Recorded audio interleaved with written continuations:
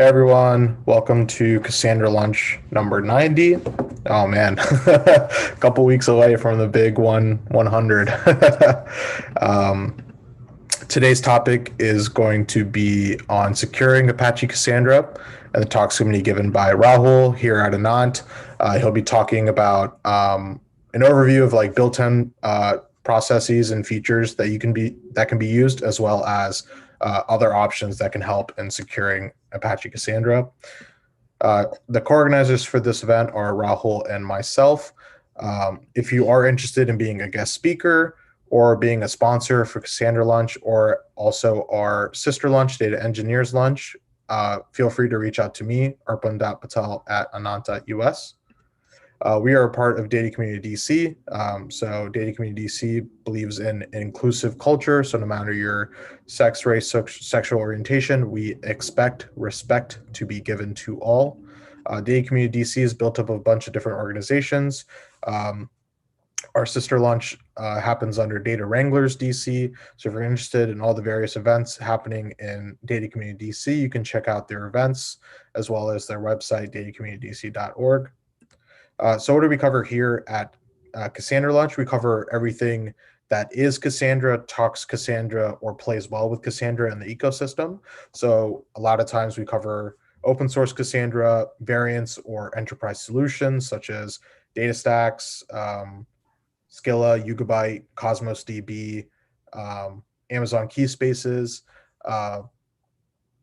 as well as things in the ecosystem that talk with Cassandra, whether that be open source or something that is a variant or compliant. So a lot of times that's Spark, Kafka, as well as Airflow. So this is a part in the presentation. If everyone's new, they can drop a hello, hi in the chat, as well as on YouTube. If you're watching on YouTube, don't forget to say hi and like and subscribe.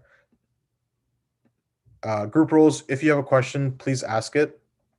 This is meant to be a community, so please do feel free to share what you know with us, but obviously be polite and courteous. So if you do have a question or a comment, please respect the speaker's preferences. They may prefer it in the chat, or if they prefer you just to speak up when possible, but please respect the speaker's preferences. Here at Anant, we design, build, and manage global real-time data analytics platforms surrounding Cassandra, Spark, and Kafka. So Cassandra is our bread and butter. DataStax is a partner and a sponsor. GW University also helps give venue space when we have in-person events. We have some organizational institutional sponsors. Any announcements, if anyone has any events, jobs, meetups, hackathons, if anyone's looking for a job or has a job to offer, feel free to drop it in the YouTube chat as well as the Zoom chat. One thing that's currently ongoing is DataStax Astro's Buildathon. I'll drop a link in the chat. Here's the YouTube, and I will drop it in the Zoom chat as well. So essentially the Astra Buildathon, it's 3 months of challenges, 3 months with 3 rounds of challenges, 1 round per month. The top 3 winners of each round qualify to present their project ideas for the demo day, which will be held after the 3 months. The first month has already started. You may be able to join for the first month of challenges, but you might just be strapped for a little bit of time.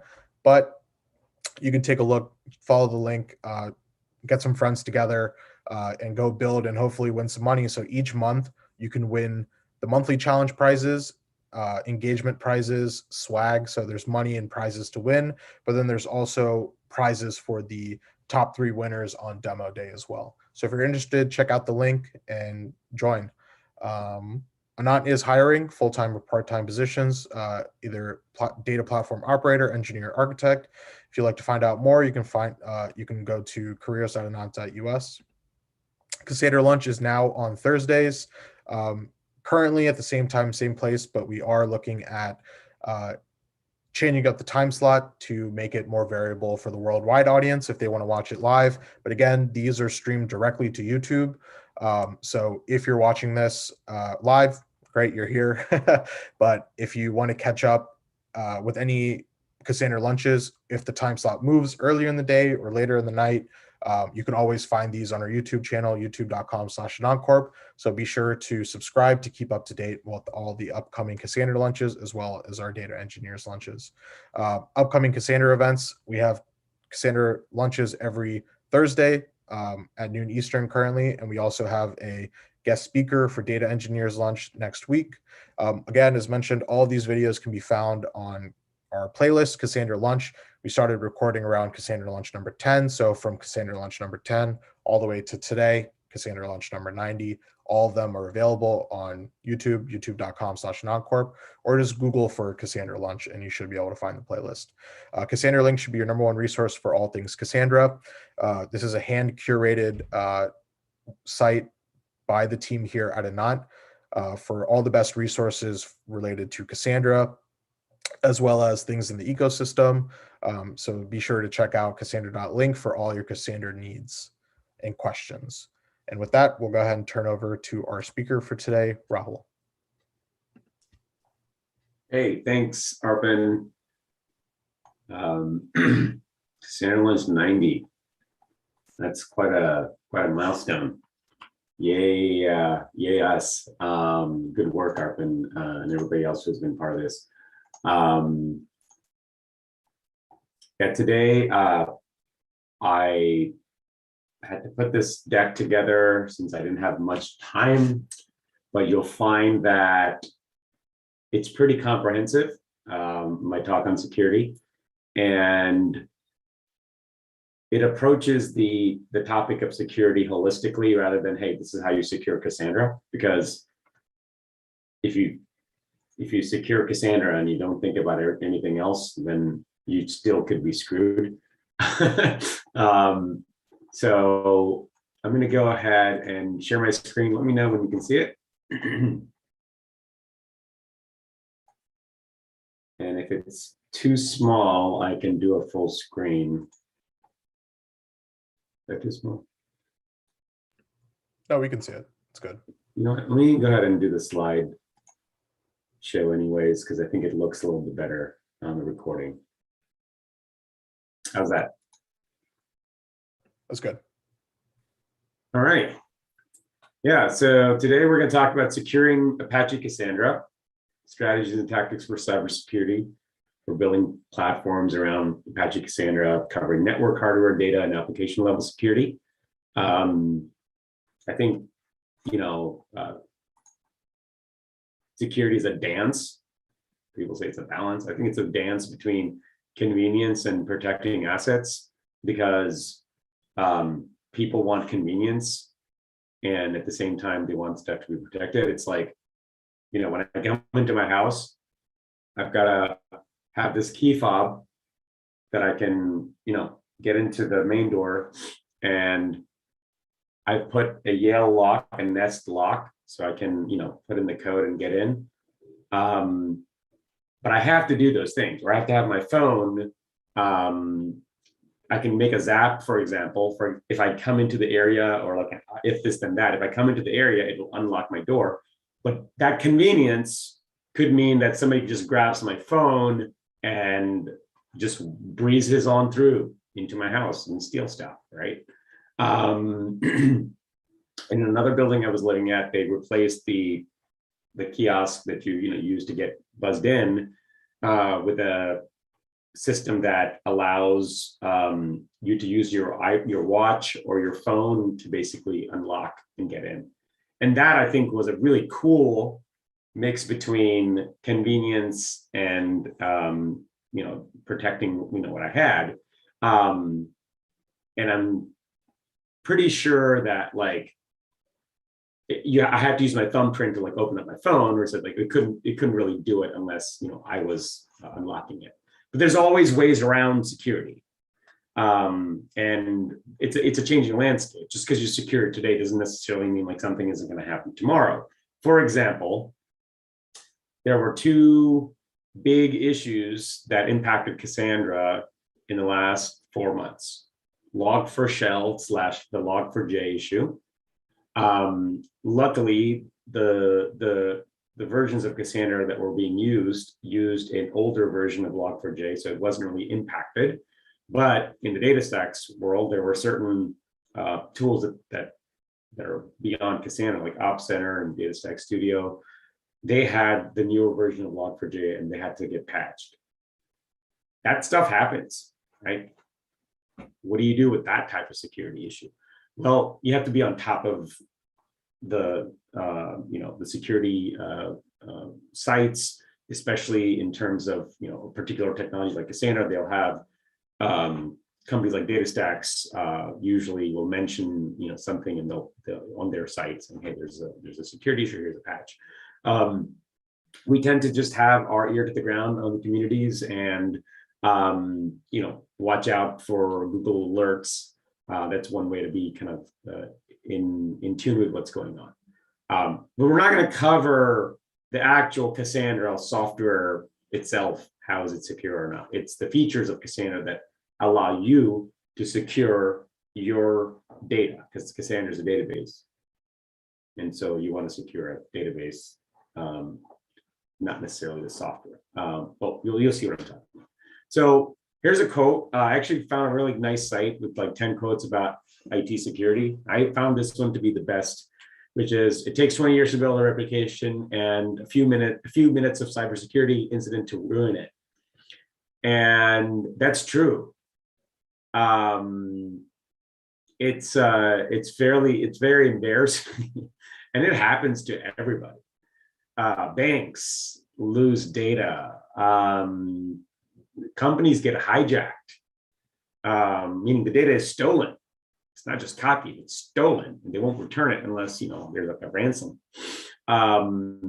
So databases are like the heart of any modern application.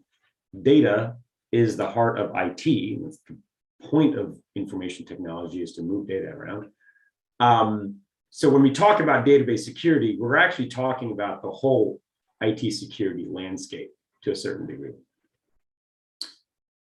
But what's the big deal with security? Like, why is it important, right? Why do we need to defend valuable things? Well, we want to prevent incidents that could be either a data loss, it could be a data modification, so corruption, could be data stealing. What type of data? Money, health, compromising information about people, like people's iPhones got hacked, right?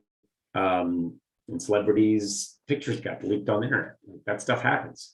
Detection is important as well, because, well, if it happened, do we know it happened? I use Capital One. Capital One monitors my email addresses and my usernames on the dark web to show me if my name and information is actually leaked on the dark web. Google Chrome saves some of my passwords and my usernames. It also tells me which ones are compromised. So if I didn't detect it, the other companies are now helping me detect if my information was stolen. And then to be able to react to it, right? It's not just I can prevent it. That's great.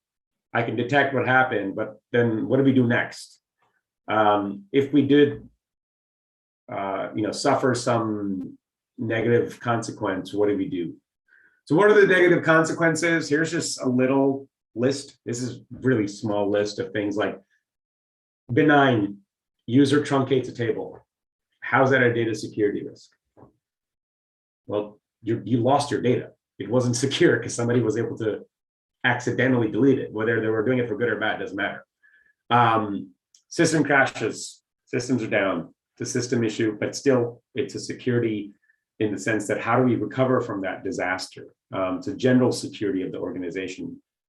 Let's say data is stolen, and you don't know it. How can you find out?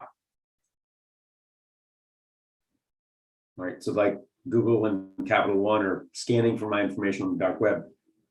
Is there something that, your organization should be looking at your private information and saying, hey, is this stuff leaked out there? Let's do scans of the dark web on our own. By the way, I don't know how to do that, but I think I'm going to learn how. I think that's pretty cool.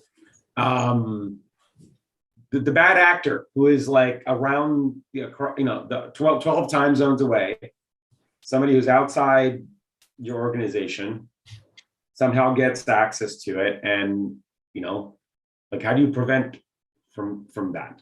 How about an insider, somebody in the company that gets disgruntled? We had somebody a few years ago. Thankfully, we had backups of data, and we were using managed databases, and we were able to literally go back in time to when they deleted our data. And he used privileged information to do it, like, and it was sad, but it happened. And now we're a little bit better. And it wasn't a business critical application. We have the redundancies in place, and we had, site generation systems that, it would have potentially affected Cassandra.Link, but we have so many gates in place before the thing is published that it didn't, ruin anything for us. How about somebody working at the cloud company that we trust? What if they get disgruntled? They're kind of like an outsider, but they're also an insider. There was a person at Amazon that basically went into Capital One servers and leaked something. I may not be 100% correct with that, but I think that's what happened. It was really embarrassing for them. And there are, by the way, there are now data protection policies and like right to own your data, right to remove your data, right to be deleted. These things are important in Europe and California, and likely the rest of the world sooner than later. So, if you are storing information, what is your privacy policy? What is the data protection policy? There's a lot of stuff from a legal standpoint that means that you have your data secure. For example, if your system was used to do an illegal activity, the government may come and subpoena the data to get that, right? So you want to be able to do these type of things to comply with government requests. Now, these type of things aren't necessarily an issue in the blockchain world. And that's the next kind of bastion of database, which is a completely distributed database with no central owner. Cassandra is a distributed database based on very similar technology to blockchain, but generally one company controls it, right? But that's a different subject altogether. So security is important, not just because you may lose money. It could be because you have to comply with the government. It could be because you have to comply. You have to just basically protect your house, right? Basic aspects of security. So there's a tenets of information security that everybody should understand: confidentiality, integrity, and availability. It's the triad, the CIA triad. We try to balance these three things. Basically, protecting information from unauthorized access, preventing any unsanctioned funging, messing with the data. Is the data real? Does it have integrity? What is the availability? If it's confidential and it's protected, can the right people access it, or is it is it preventing the right people from accessing it, or can somebody affect the availability of the rightful person to access it? You can put data in a vault in Switzerland. People do that with their blockchain, with their Bitcoin key passes, so they don't lose it. So it's confidential. It's not going to change because it's like literally printed, but it's not available to you. Well, that's what the person decides, right?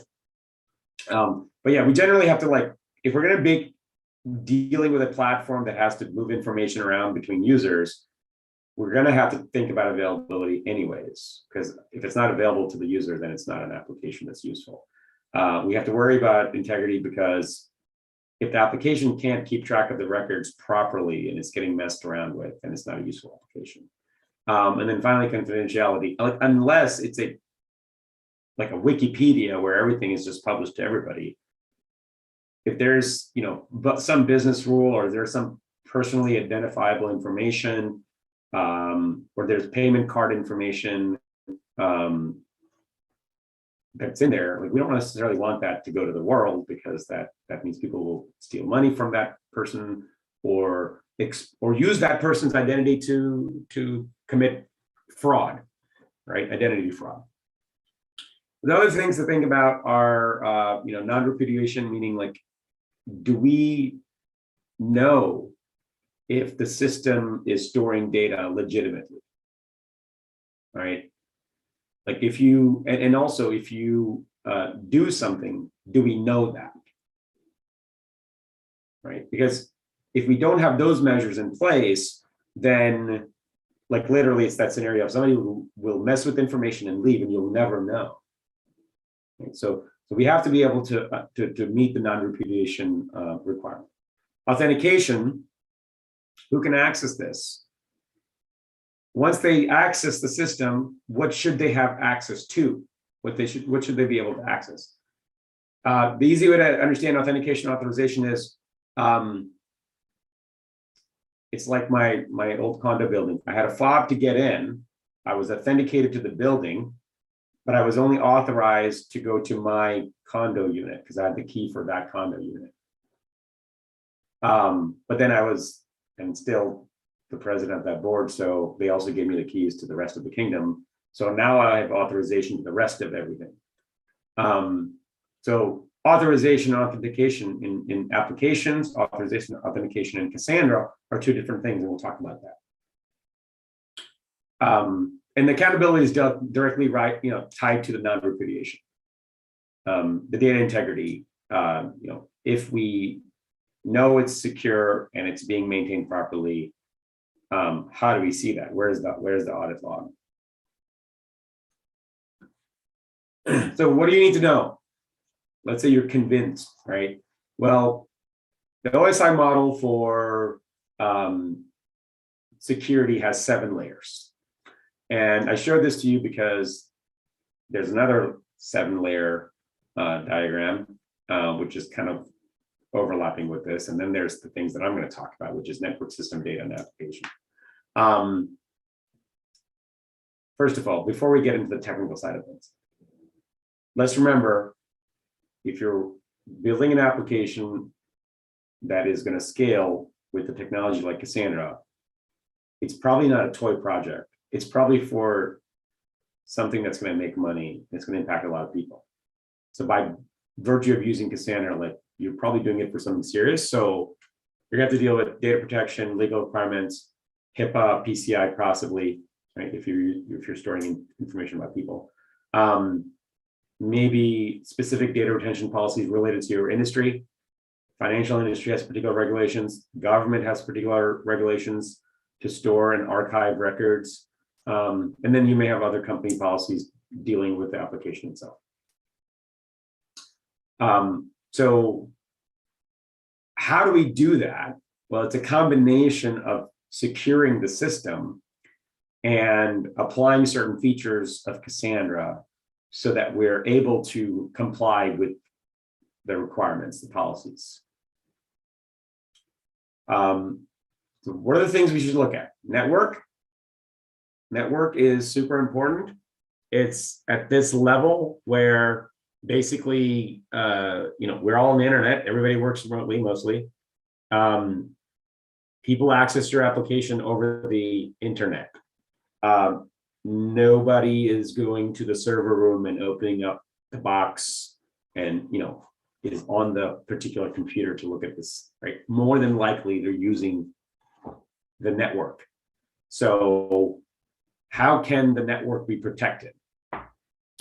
The system, and when I'm talking about the system here, it's the operating system, but in this case, it's really the transporting engine between the network and the system, which is basically the session, the presentation application. So this is they look at the system, excuse me,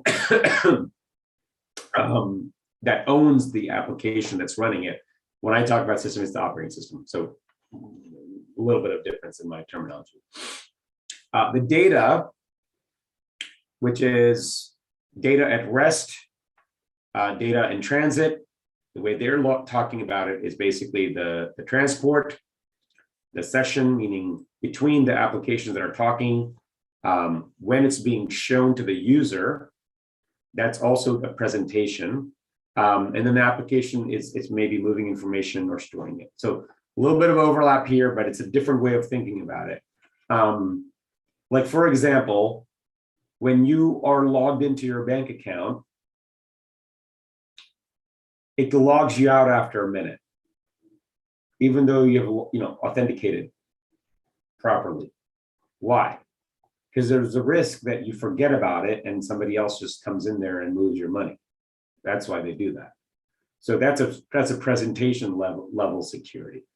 And then application security is really, again, a combination of these things, which is not the database itself, but the application itself. Is it secure? Is the application itself secure? Cassandra itself is an application, right?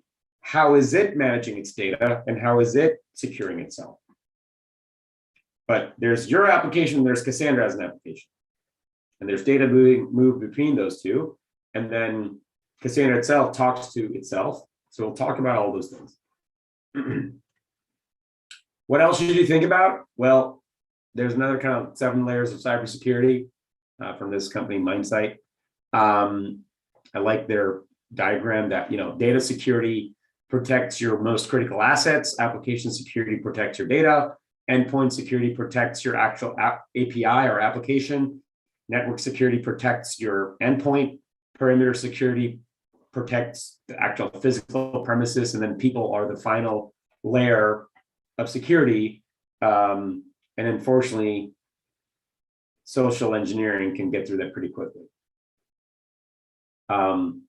As technical folks, we tend to worry about the mission critical assets. Do we need to encrypt information here?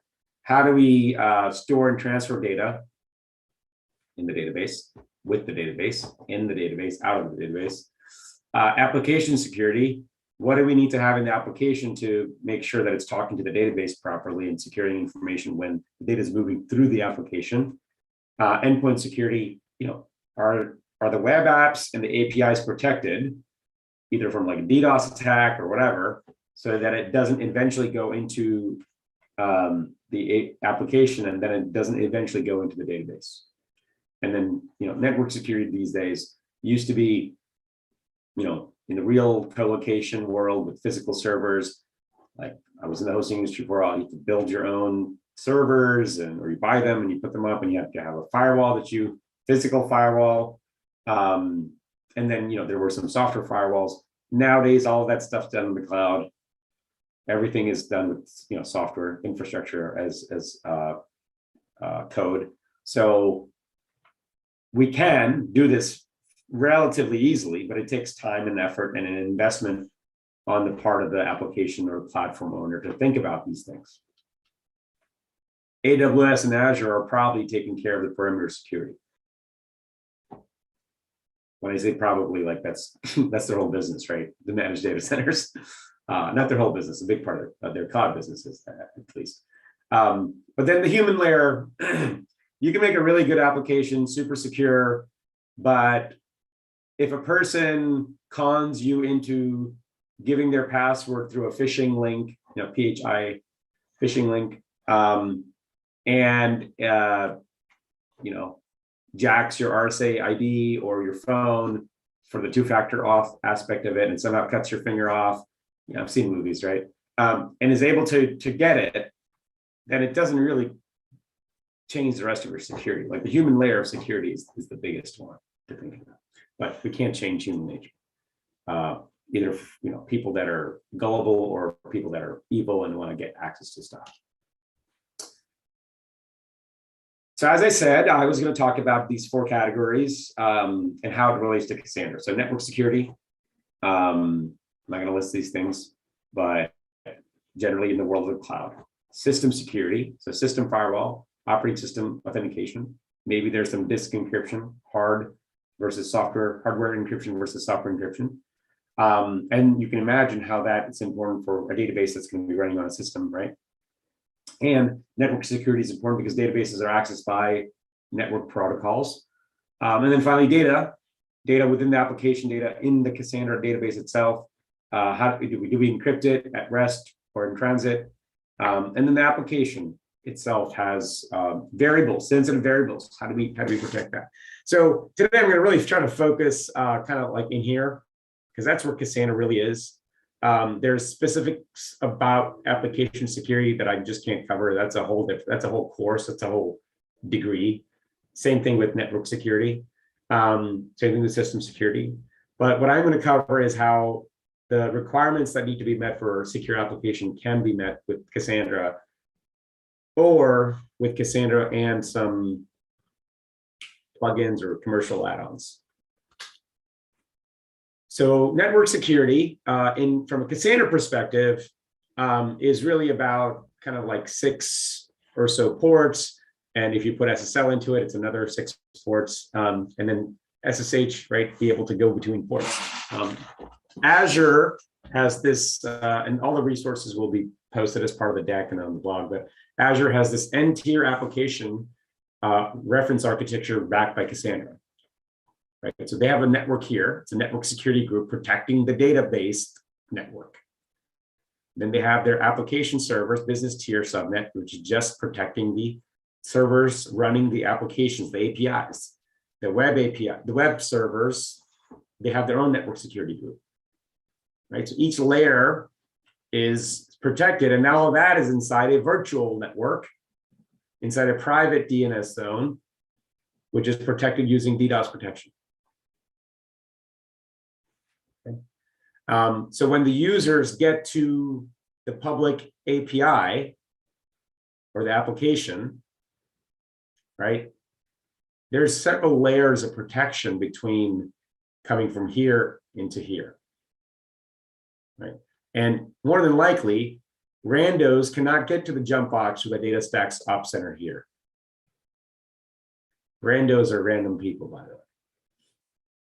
You kind of have to be authenticated properly into the whole Azure account to be able to even get here, right? So normal users will never be able to access this management center. So who can access the physical network?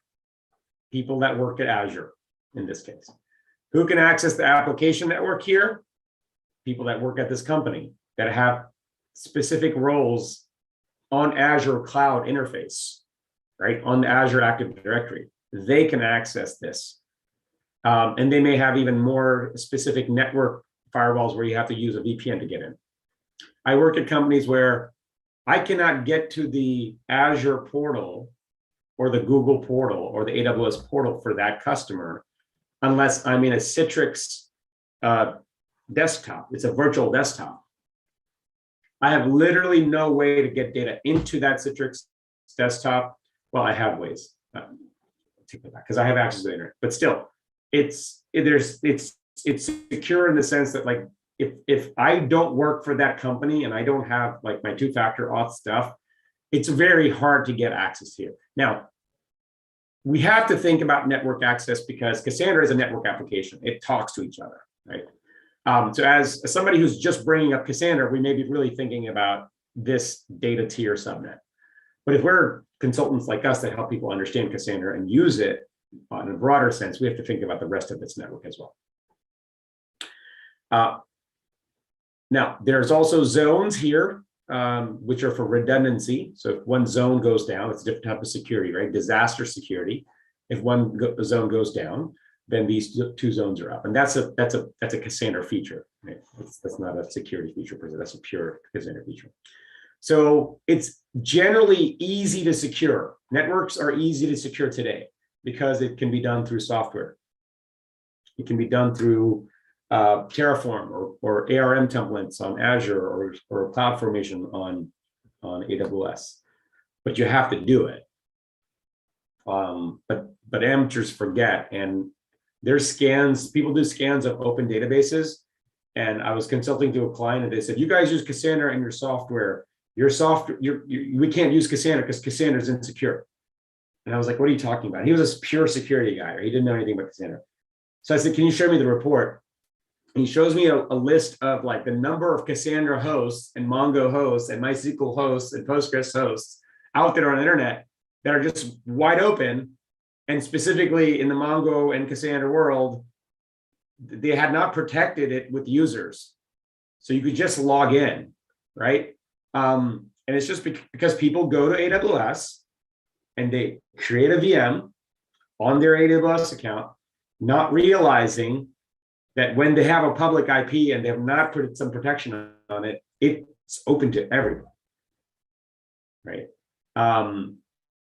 So just please mind the network. It's important. Their data disaster security. One data disaster security feature of Cassandra is that it can be replicated to different nodes, which can be on different zones, but we can also have different data centers. That's real-time replication. But what happens if somebody like literally deletes your data, like somebody truncates a table? Well, Cassandra has an auto snapshot feature that'll snapshot it and save it on disk. So you may be saved there. But let's say somebody like actually deletes their data with the application. Yes, delete, yes, delete. Either nefariously or not, it doesn't matter, right? They delete it. How do you get that back? Well, you have to have a backup of the data. One way to do that is software like Medusa or Op Center. Table Snap is another one. Or if you're a cloud user, most clouds, the disks that are attached to the servers that are making up your cluster, they can be snapshotted and you can keep a history of that. The full disk can be snapshotted, not just the Cassandra data. And I'm not going to get into what a Cassandra snapshot is versus what is, like a volume snapshot, but snapshot is a backup. So data disaster security, one way to keep your data, if somebody deletes it, willingly or whatever, accidentally, you can get it back. Now, these tools like Medusa and Op Center give you the ability to selectively restore data, like tables or key spaces. To do subsets of data restoration, you kind of have to have some other tools in the mix. That's something we've covered in the past with different tools for data engineering around Cassandra, Spark, DSPulp, etc. Hardware security, and it's like hardware / disk security. So what I was talking about earlier, right? Disks that are managed in the cloud that can be snapshotted. Those disks also come with another feature nowadays, which is they can be encrypted, and they can be encrypted with a customer managed key, meaning you have a key, a certificate, and you can, when you put the data with that key, it encrypts it.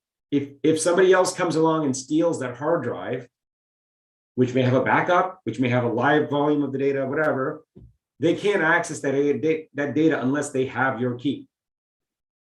Okay, you're still relying on the security mechanisms of the cloud provider, where you trust that they're, like in AWS, it's called IAM, and in Azure, it's called Active Directory, where the users that have the particular rights can create keys, and then certain systems can use the keys. They can just read it, right? And then keys are rotated every now and then. So that's not that advanced these days. Again, if you're using infrastructure as code, you can create systems that have all of this in place. If you're on premise and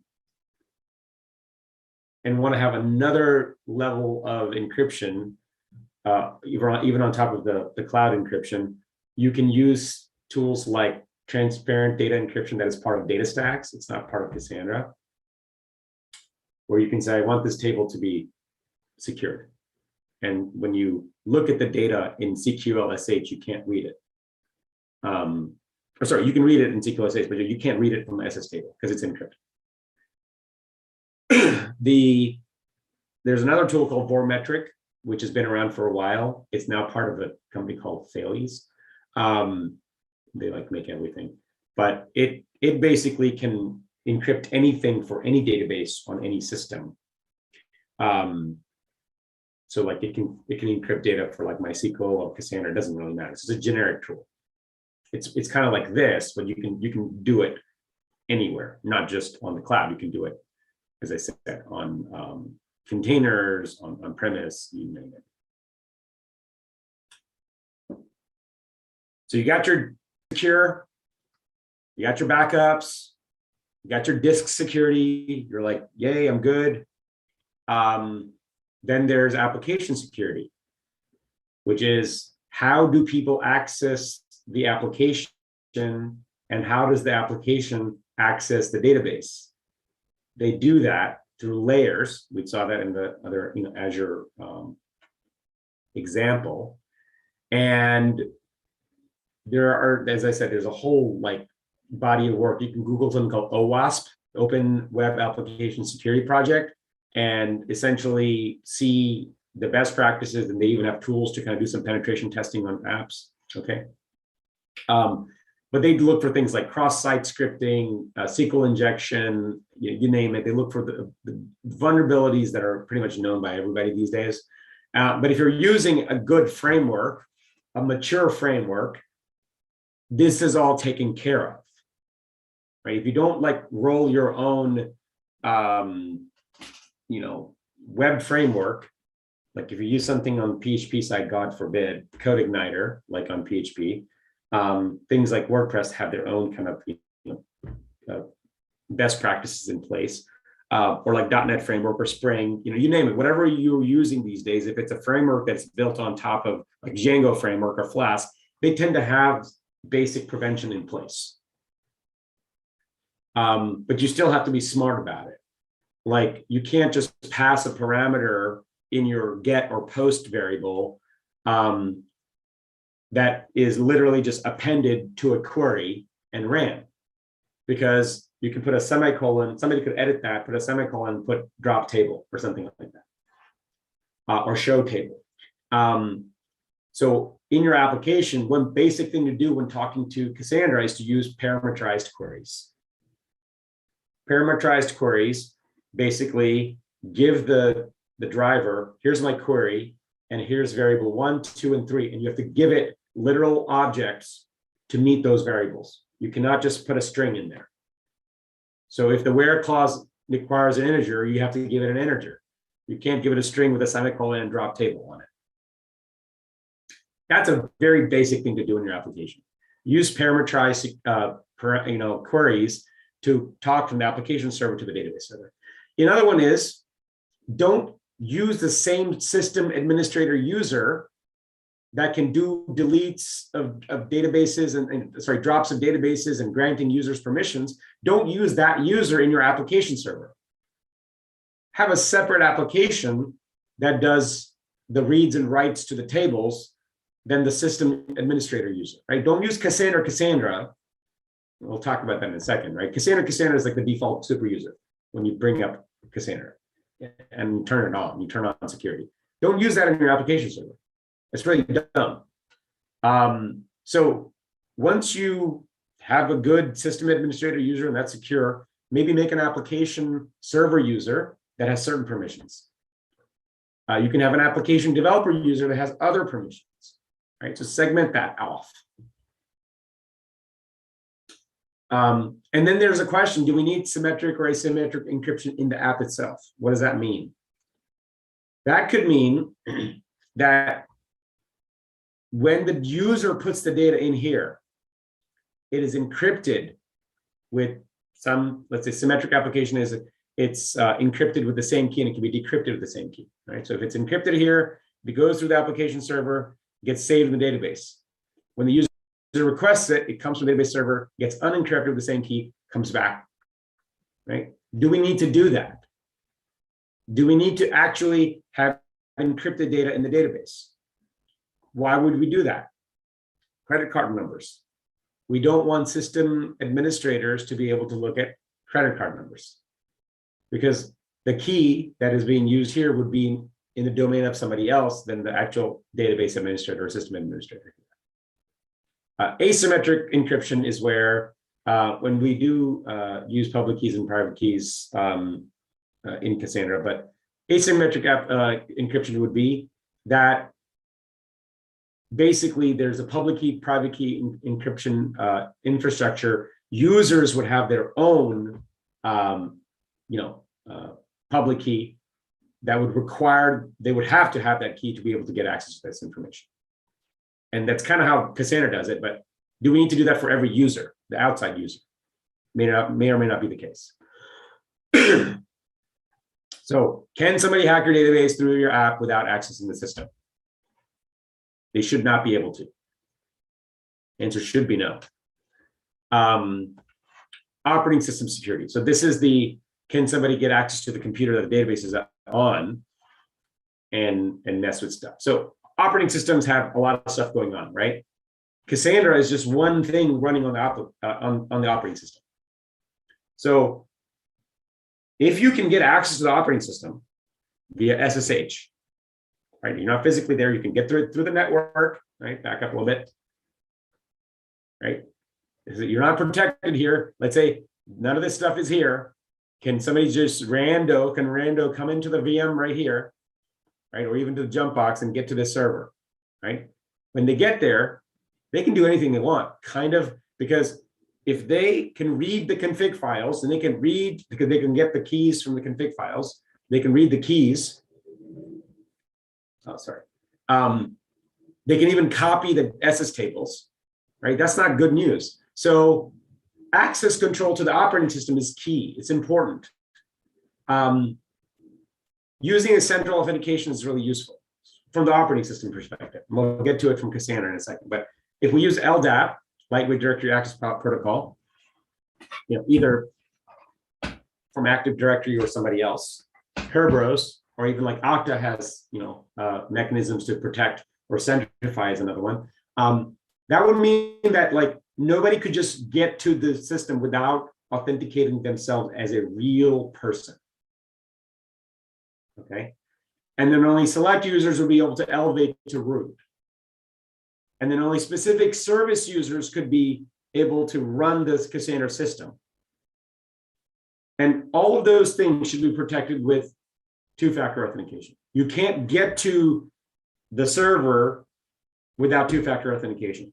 You can't raise your privilege to root or service account without two-factor authentication. This is really important, because it doesn't matter how good your application security is. And, you can even have pretty good network security, but if somebody can easily get to the machine, it's no good. Now we can talk about Cassandra security.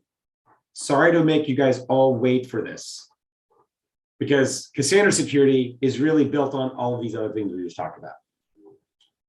Roles in Cassandra, we'll talk about, is about authentication authorization.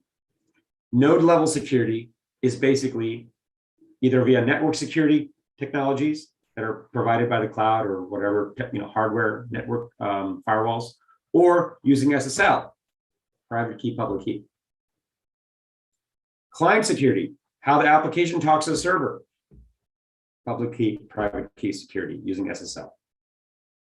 And then JMX, which is a Java management extensions, is for managing Cassandra. You can protect it using username and password, and you can also protect it via SSL.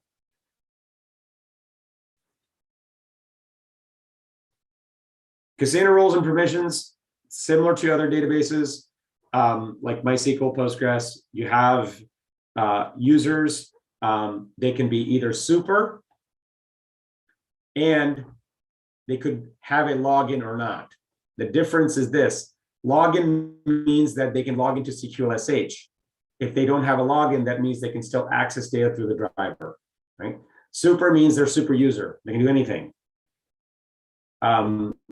False means that they're not a super user. You can provide access to key spaces or particular tables, things like create, alter, drop, select, modify, authorize people. Excuse me. So this is on two different key spaces, right? And in Cassandra, this is all available using the internal authentication system, which comes with Cassandra, where the data is stored inside Cassandra. If you want to use an external system like LDAP or Kerberos, this is different from the operating system authentication, right? I'm talking about Cassandra. Once you're in the system, to log into the database, you can also use LDAP and Kerberos. That's like super legit security.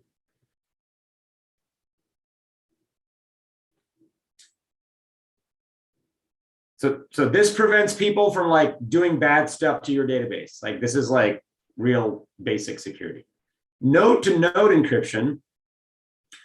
People have asked me, why do I need node-to-node encryption if I have it all behind a firewall? So the nodes need a particular certificate to talk to each other, right? It uses public key, private key infrastructure.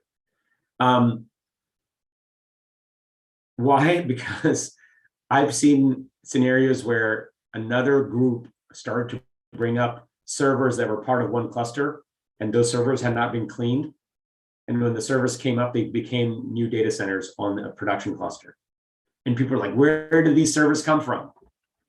Well, it's because they weren't using node-to-node security.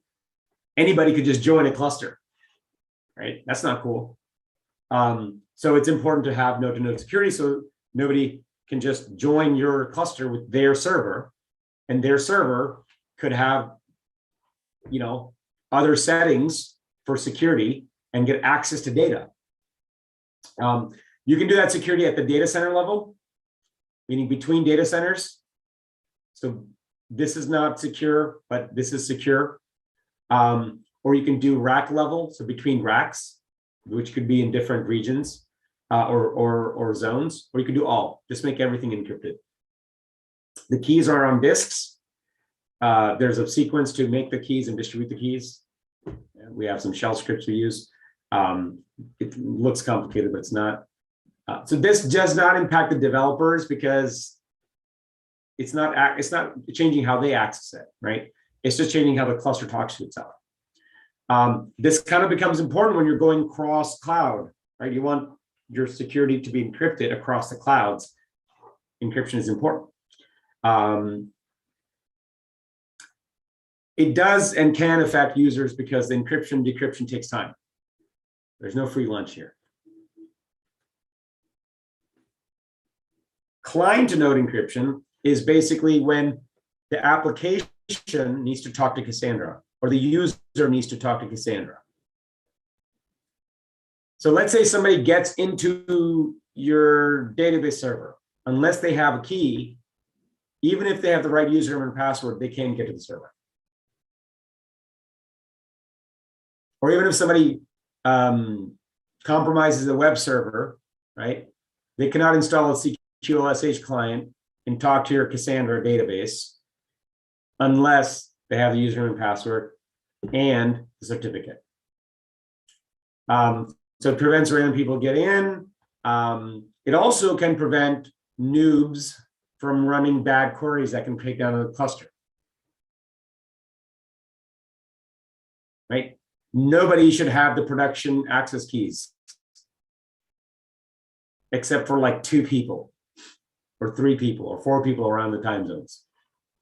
And even that could be managed inside something like Vault, right? A HashiCorp Vault, so that the user themselves don't have access to it. They're given access via Vault to the key temporarily, and then they can use it, and then the key can get rotated. Doesn't impact node-to-node access. This is just it, but it may impact the developer admin app just because, again, it's another level of encryption, right? That's why. You can put on optional encryption if you have to migrate from unsecure to secure communication. One thing to note, when you turn on node-to-node encryption, you got to turn on all the nodes, or half the cluster is not going to be able to talk to the rest of it. When you turn on client-to-node encryption, you can turn it on as optional or not.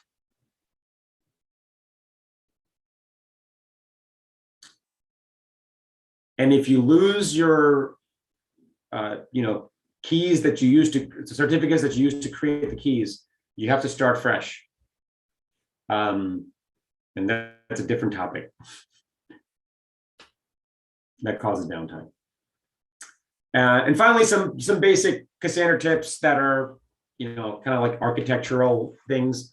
Auditing. So Cassandra 4 has auditing. There was a Ericsson mobile company had open source something called EC Audit as part of Cassandra, where you could audit the queries. There's query logging and there's full query logging, where it So regular logging is all of the successful and unsuccessful queries. Full query logging is like literally the whole query for the successful queries. Another way to secure data is to have key spaces that are protected. We kind of looked at it in the roles. So certain key spaces are sensitive data, so users can't access it. And then you can have key spaces replicated or not to different data centers. So some data center that's out in the application cloud is separate from the analytics cloud. The application cloud does not have a particular key space. Application data center does not have a particular key space. You can also duplicate data. So from one table that has social security numbers, you can duplicate that data to have that same data, but with the social security numbers, except for the last 4 digits, like all kind of hashed, right? So it's not encryption and decryption, it's just you're redacting the data and you're keeping it. So it's kind of fast from an access perspective. And of course, you can use encryption technologies in your application, which we were talking about earlier. This is symmetric, you hash it, right? You can decrypt it. You can use something called salt. So salt is using encryption with a particular keyword that you can change over time. And the thing with encryption data that you're storing into Cassandra, you can't do filters on it unless you're using a hash and unless it's an equal, right? Unless this hash is exactly like this when it's unhashed and you search for, quote, the hash of this, you're not going to be able to find it. That's again a different, and it doesn't really work with numbers that well. So that's basically it. And we're right on time. I have put a bunch of resources here you guys can take a look at. And we will have a follow-up to this to go into a little bit more of the hands-on, because as you can see, this was just a high-level tip of the iceberg view of Cassandra security. Any quick questions? Probably not.